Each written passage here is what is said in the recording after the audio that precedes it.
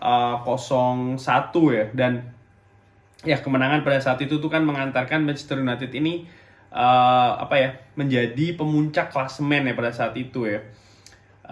Pada saat itu ya gol dicetak oleh Paul Pogba. Dan ya menurut gue pertandingan nanti ini mungkin wajar. Pertama wajar ya kalau Manchester United ini sangat diunggulkan di pertandingan nanti, karena memang nomor satu adalah perbandingan posisi klasemen. Nah, sekarang Manchester United itu ada di posisi kedua dengan nilai 63, sementara Burnley ini kan hanya satu tingkat ya di atas Fulham, di atas zona degradasi ya dengan nilai 33, dan ini kan cukup mencolok sekali ya, 30 poin antara keduanya. Cuman yang catatan menariknya adalah musim lalu ketika kita bermain di kandang tuh kita kalah 0-2 dari Burnley ya.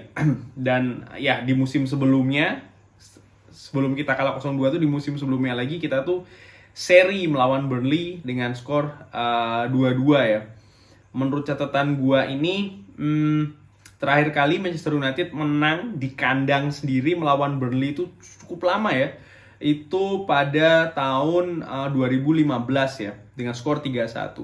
Maksud gue apa sih memberikan sejarah lah atau head to head antara keduanya, karena seringkali head to head ini berpengaruh di hasil pertandingan ya. Jadi bukan hanya semata jarak yang lebar ya, karena memang kadang itu dengan amatiran ala gue ya, rekor pertemuan antara dua kesebelasan ya itu sering sekali memberi pengaruh terhadap hasil dari pertandingan itu sendiri atau apa yang terjadi di pertandingan itu ya. Cuman menurut gua sih kali ini akan berbeda harusnya, karena Manchester United ini sedang dalam tren yang sangat positif ya. Manchester United ini secara overall ini kan baru saja meraih 4 kemenangan beruntun ya masing-masing, setelah menang melawan Brighton, lalu menang melawan Granada, menang melawan Tottenham Hotspur, dan ditutup dengan kemenangan kandang melawan Granada ya. Dan Manchester United juga cukup bagus dalam mencetak gol ya. Artinya rata-rata ini di 4 atau 5 pertandingan terakhir ya, setelah jeda internasional itu Manchester United ini rata-rata mencetak gol tuh 2, sekian ya. Artinya dalam satu pertandingan mampu mencetak lebih dari 2 gol atau minimal 2 gol, dan kebobolannya pun juga terhitung cukup sedikit ya. Jadi dari 4 pertandingan terakhir ini Manchester United kebobolan 2 gol ya. Artinya ya di bawah 1 gol per pertandingan. Dan menurut gue ini merupakan sesuatu yang sangat positif bagi Manchester United ya. Sebaliknya Burnley ini baru saja menderita kekalahan melawan Newcastle, dan sebelumnya menderita kekalahan melawan Southampton ya. Walaupun di pertandingan sebelumnya lagi itu berhasil menang melawan Everton 1-2 ya, dan itu pada saat pertandingan tandang. Nah, di sini nih berarti bisa dibilang Burnley ini sedang dalam tren yang katakanlah tidak baik ya, karena itu tadi baru saja menderita 2 kekalahan beruntun masing-masing melawan Newcastle dan melawan Southampton ya. Catatan menarik gua untuk Burnley itu adalah di 3 pertandingan terakhir ya, ketika menang melawan Everton, ketika kalah 3-2 melawan Burnley, ataupun kalah 1-2 terhadap Newcastle ya, Burnley ini selalu mencetak gol duluan ya. Ketika mereka kalah 3-2 melawan Burnley, mereka bahkan mencetak 2 gol dulu ya, dan ketika melawan Newcastle kalah, mereka mencetak gol dulu. Intinya Burnley ini selalu unggul duluan di 3 pertandingan awal, dan menurut gua ini merupakan salah satu catatan yang bukan tidak mungkin akan terjadi ketika melawan Manchester United ya. Seperti kita ketahui, Manchester United ini di pertandingan awal atau di pertandingan awal ya di musim ini, agak belibet.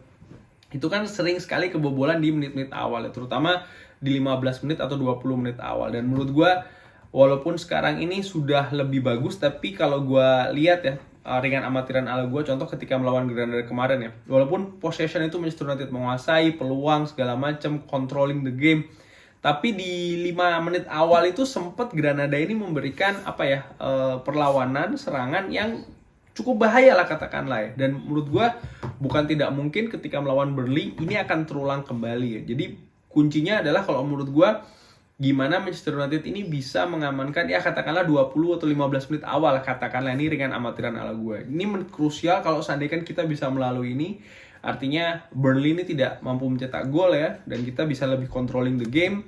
Pemain juga bisa konsentrasi, tidak banyak melakukan kesalahan passing.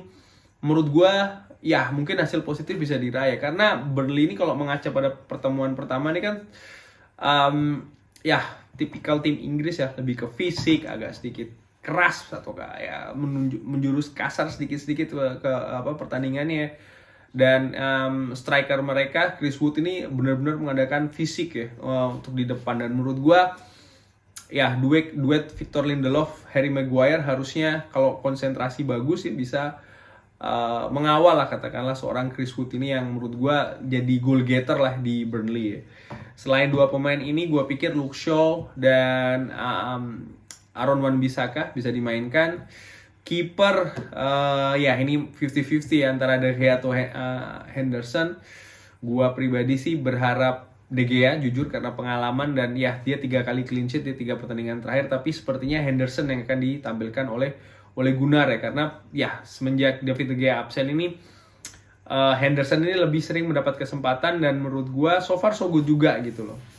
Lalu lini tengah ya Fred dan Scott McTominay, di kanan mungkin Mason Greenwood, di kiri kemungkinan Paul Pogba dimainkan lagi, lalu di tengah itu seperti biasa Bruno Fernandes dan Edison Cavani di depan. Untuk seorang Edison Cavani ini kan menurut gua juga lagi dalam suasana on fire lah ya. Edison Cavani ini kalau menurut catatan gua nih kan ya di 2 pertandingan berturut-turut ini mampu mencetak 2 gol ya. Dan memang dia ini kan seorang striker yang bagus dengan pengalaman yang cukup mumpuni juga. Yang jadi masalah selama ini dia ini kan ya karena faktor usia juga mungkin ya, yaitu tadi tidak bisa bermain reguler dalam jangka waktu yang panjang. Dan menurut gua penampilan Cavani di 2 pertandingan terakhir ini cukup bagus. Bukan tidak mungkin di pertandingan besok ini dia bisa mencetak gol ya. Tapi sekali lagi lini belakang Burnley ini ya terkenal juga kuat duel-duel fisik ya. Dan menurut gue ini juga ya akan menjadi tantangan tersendiri bagi Bruno Fernandes, Paul Pogba juga untuk membongkar pertahanan dari Burnley sendiri ya. Again, gue sih masih optimis, mudah-mudahan bisa meraih 3 poin ya, sekalipun mungkin dengan kemenangan tipis. Karena yaitu tadi yang satu-satunya yang bikin ragu gua adalah yaitu tadi terakhir kali Manchester United menang di kandang melawan Burnley itu tahun 2015 ya, which is itu kurang lebih 5 tahun yang lalu. Itu sudah cukup lama ya. Bahkan itu tadi di pertandingan terakhir bermain di Old Trafford tahun lalu kita kalah 0-2 ya. Selain itu, selain rekor tadi itu ya, juga posisi Burnley sendiri. Burnley ini kan posisinya mepet ya dengan zona degradasi ya. So far ini berbeda 7 poin dari Fulham ya. Dan dengan keadaan yang makin ketat, pertandingan juga makin sedikit nih, anything could happen ya. Bisa terjadi banyak hal, dan menurut gue ini juga bisa jadi pelecut atau penyemangat, karena sering sekali tim itu ketika berada di zona degradasi dan di kompetisi memasuki saat-saat akhir ini mereka tampil Spartan, semangat luar biasa. Dan menurut gue inilah yang harus diredam oleh Gunnar Solskjaer dalam meramu taktik dan strategi untuk melawan Burnley besok ya. Bagi Manchester United sendiri, pertandingan besok ini cukup penting kalau menurut gue. Untuk apa? Untuk memberikan pressure terhadap Manchester City ya. Kalau Manchester United menang besok, maka gap dengan Manchester City ini akan semakin pendek lagi menjadi 8 poin, sekaligus memperlebar jarak dengan Leicester dan juga West Ham ya, yang tadi gagal menang melawan Newcastle ya. Gua harap sih akan ada tontonan pertandingan yang menarik ya, walaupun juga bukan tidak mungkin Manchester United mungkin akan bermain dengan berusaha untuk menguasai possession, tempo sedang, begitupun juga dengan Burnley ya, seperti match pertemuan pada saat bermain tandang di kandang Burnley. Cuman ya again, we'll see what will happen. Gua sih masih optimis, cuman itu tadi ya, Burnley ini tidak bisa diremehkan. Bisa saja kejutan yang kita tidak inginkan, mudah-mudahan tidak terjadi ya. Oke, thanks for watching. Jangan lupa like, jangan lupa subscribe, ikutin terus Football Belanda. Wassalamualaikum.